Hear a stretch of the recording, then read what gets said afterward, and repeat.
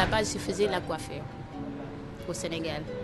Mais quand j'ai venu ici, je voulais continuer pour la coiffure, mais je n'arrive pas parce que je n'ai pas de diplôme.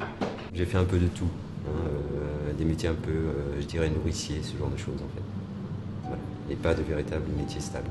C'était difficile un peu à trouver du travail, quoi. J'ai cherché de moi-même, j'ai pas trouvé. Après, on m'a donné un référent qui m'a aidé à trouver du travail ici. J'étais artisan commerçant et puis j'ai fait faillite. Donc je me suis retrouvé aux SEDIC sans y avoir droit, puisque quand on est artisan commerçant, on n'a droit à rien. Quand j'étais arrivée en France, c'était dur. Je connais pas personne ici. J'avais 17 ans, j'ai pas famille. J'ai été SDF pendant quelques années. Avant ça, j'ai toujours travaillé dans la restauration, la boulangerie-pâtisserie. Donc pour un retour à l'emploi, je passe par la table de Canaan.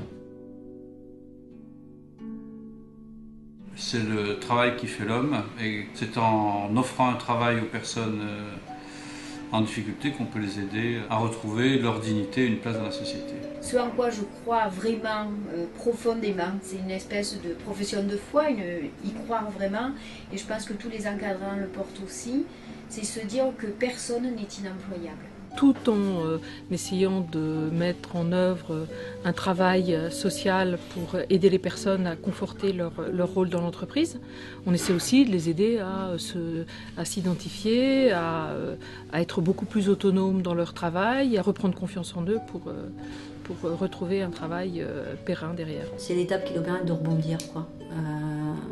Et ça veut dire qu'on ne peut pas s'occuper uniquement du champ de l'emploi.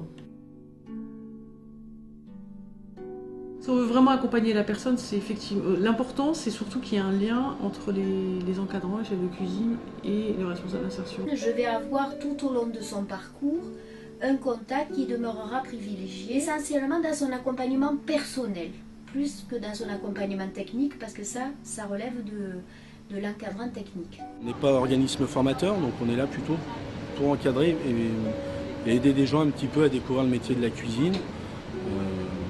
Grâce à notre expérience. La réalisation de la personne, elle se fait aussi à travers la fierté qu'elle a à produire quelque chose.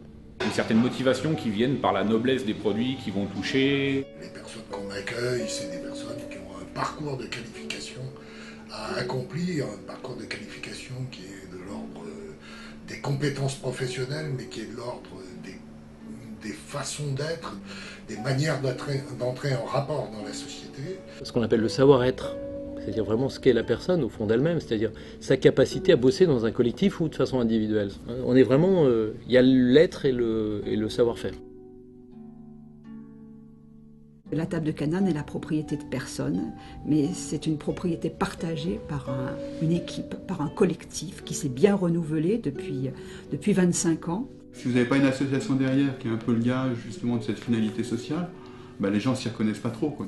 Elle peut soutenir toutes les actions d'insertion que l'entreprise ne va pas avoir, elle. Donc c'est vraiment l'élément humain qui est important et qu'un des facteurs de réussite de la table de Canaan, c'est le réseau de bénévoles qu'il y a autour. Je vais avec les salariés et puis on fait du porte-à-porte, on fait toc-toc-toc, bonjour, voilà. Un bénévole s'engage à suivre une personne plus particulièrement de façon régulière. Donc moi, mon rôle, c'est de lui donner un petit peu de courage, parce que c'est vrai que c'est pas toujours évident d'aller frapper aux portes. On a essayé de faire un espace, on l'a nommé espace découverte. On a imaginé un lieu pour être plus à l'écoute des besoins des salariés en insertion. La réussite sur le plan d'insertion, elle se joue avant tout avec des hommes, et ce sont les hommes dans chaque implantation qui construisent les instruments juridiques et autres dont ils ont besoin. En étant au service de l'entreprise, finalement, on a accompagné son développement et les besoins ont évolué au fil du temps. C'est une entreprise humaine, c'est pas une entreprise au sens d'une situation juridique, c'est une entreprise humaine où on conjugue l'économique et le social. C'est positif, il y a du concret, on sent que ça bouge, c'est à moi de bouger de mon côté aussi, de bien expliquer ce que je veux, et ils m'orientent en fonction de mes besoins, quoi. c'est bien parce que on a du temps. En fait, on se pose.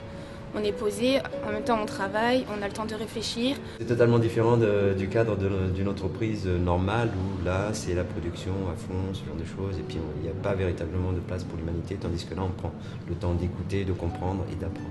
Je me sens mieux dans ma peau depuis que j'ai repris une activité que de rester à la maison. Je me sens capable de continuer dans une entreprise ailleurs.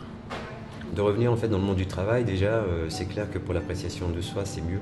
On se sent beaucoup mieux, on se sent aussi de nouvelles forces en fait pour aller encore plus loin, plus loin, plus loin. Grâce à eux, je suis aujourd'hui ici, j'ai trouvé un CDI. Maintenant, je suis responsable à la boutique et je suis encadrant aussi. J'étais embauchée autant que commis. Il faut dire que maintenant, je suis quand même demi-chef de partie. Et voilà. C'est tout un bonheur.